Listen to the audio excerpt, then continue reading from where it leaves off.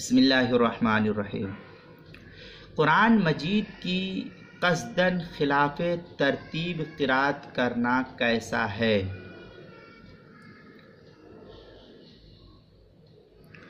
قرآن مجید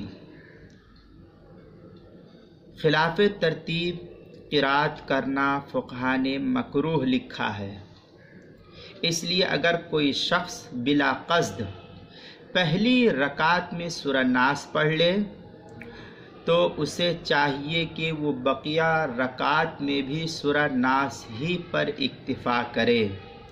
اسی کو نقل کیا ہے فتح القدیر کے اندر ابن الحمام رحمۃ اللہ علیہ نے دوسری جلد 352 صفحے پر قبیل باب الامامہ۔ فتح القدیر کی عبارت ہے وَإِن قَرَأَ فِي رَكْعَةٍ سُورَةً وَفِي الثَّانِيَةِ مَا فَوْقَهَا، اس کے تحت جو ہے نقل کیا ہے۔ النحر الفائق کے اندر بھی ہے فَإِنْ اِسْتَرَّ بِأَنَّ قَرَأَ فِي الْأُولَى قُلْ أَعُوذُ بِرَبِّ النَّاسِ أَعَادَ فِي الثَّانِيَةِ، اس کو جو ہے نقل کیا ہے نحر الفائق کی پہلے جلد 237 صفحے پر قبیل باب الامامہ والحدث کے تحت۔ اسی طریقے سے تاتار خانیہ کے اندر بھی پہلی جلد 281 صفحے پر فصل فی القراءہ کے اندر نقل کیا ہے۔ حلبی کبیری کے اندر بھی 355 صفحے پر اس کو نقل کیا ہے کراہیت الصلاح، اور البحر الرائق کے اندر دوسری جلد صفحہ نمبر 57 پر باب ما یفسد الصلاح کے تحت نقل کیا ہے۔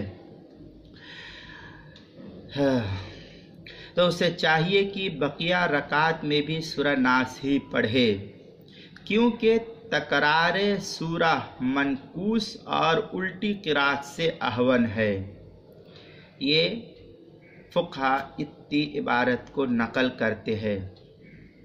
چنانچہ فتاوی بزازیہ جو فتاوی ہندیہ کے حاشیے پر ہے، اس کے اندر بھی عبارت ہے وَأَمَّا بِلَا قَصْدِ بِأَنَّ قَرَأَ فِي الْأُولَى قُلْ أَعُوذُ بِرَبِّ النَّاسِ، اس کے تحت چوتھی جلد صفحہ نمبر 40 پر حاشیے میں نقل کیا ہے۔